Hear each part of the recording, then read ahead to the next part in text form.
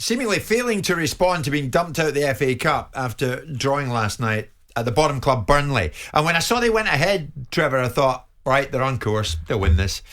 But Burnley had other ideas. I mean, when you look at it, it seems to me, world-class players, yes, Jekyll and Hyde performances. Now, where do you go with this? Harry Maguire last night was getting slaughtered on social media by his own supporters. How does he feel about that? Where's his head at the moment? Is he an easy target? What's going on with this club? Well, I think the inconsistency, you have to question that because they've only lost one game since Ralph Rangnick took over. They were underwhelming in a lot of the games. They may have won quite a lot of the games, but it's almost like you'll get a good 45 minutes and a poor 45 minutes. At the moment, it's a good 45 minutes in the first half. Yeah. Under Ollie, it was a good 45 minutes in the second half. Yeah. So it's completely changed around. The consistency, I'm not sure they're training too hard because I think if you start looking at teams and you think they look a little bit leggy in the second half of games and they're not finishing games long, maybe you're doing a little bit too much work in training and you're not tapering the training off good enough. So you've got to look at little details like that. But in general, it has been an underwhelming season for Manchester United, and it seems whatever system they play, whatever different players they change, they can't seem to get that right chemistry and that right group of players together to go and give a full 90-95 minute performance. Why is Maguire copping it from his own He's fans? He's an easy here? target. Do you know him? I don't know Harry. I know the season that he had last season was exceptional. Going into the Euros, I think off the back of the summer that he had prior to that season, I thought he shown great courage and great personality. I went to Old Trafford quite a lot to commentate on games, and I thought he was outstanding, as was Luke Shaw.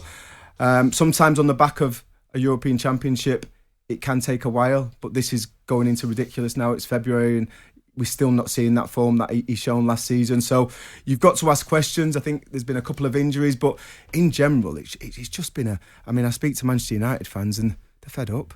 Surely it's goal scoring. I mean, look at it. Manchester United in the last 3 games have had 72 shots on goal. That's the stats. And they've scored 3 goals. 72 shots on goal.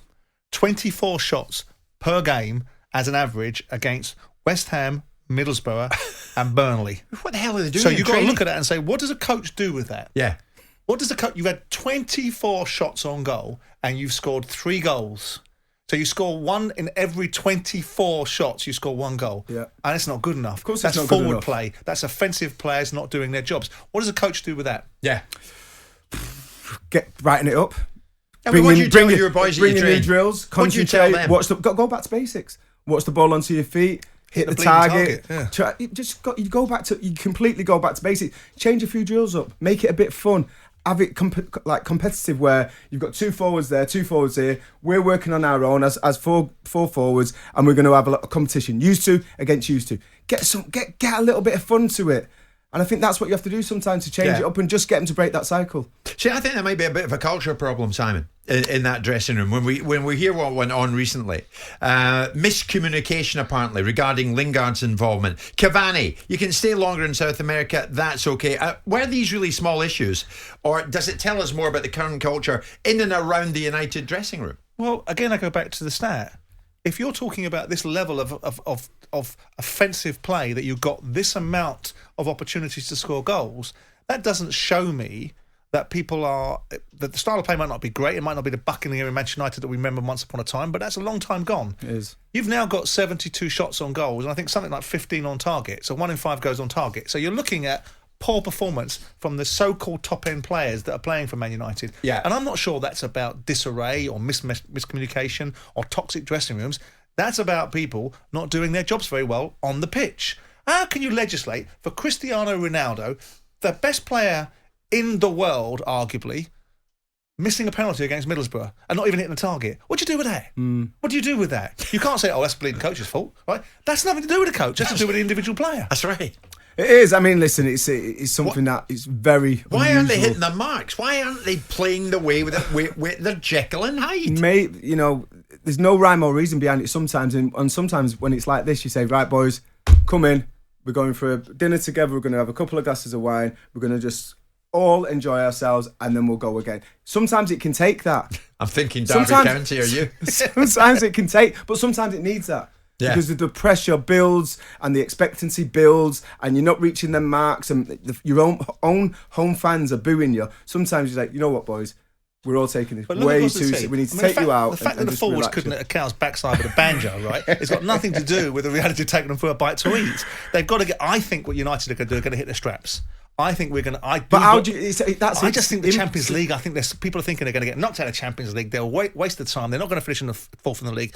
I just got this feeling in my water, and it may well be something else, right? But I think it's intuition, right? You got me worried. Yeah, absolutely. I think Rangnick's going to deliver something more than people are anticipating. Well, he's got to, Simon. But what makes you think that he will? Because I just think Man United have got good players, and if you're getting 72 shots on goal, you're going to start scoring goals soon. They scored 3 against Brentford in an encounter earlier on before they got against Middlesbrough. Yeah. They can score goals, and I think they will score goals. I think he's laying the foundation. At the moment in time, what we're looking at is a clunky, sort of mechanised, sort of Frank Bruno sort of looking football team that looks like it can punch somebody, but actually is very mechanised. And I think we're going to see United get their straps soon. You've got Atletico Madrid in the Champions League in the next round, in the 16.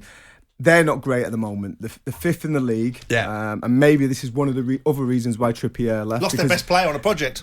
Possibly, right. he might have seen the signs coming that the players weren't stimulated by the victory, and there might have been a few that were leaving, but they're not in great. So they could get through to the last 8, but then I think you come up against real cream. It's about time they show us that they are truly the world-class players that we're constantly reminded that they are. And if Simon's getting to do with it, judging by your stats, next time they go out, they're going to win 52-0. Jim White and Simon Jordan, Monday to Thursday morning, 10 till 1. On AM, on DAB, via the talkSPORT app, and on your smart speaker. talkSPORT.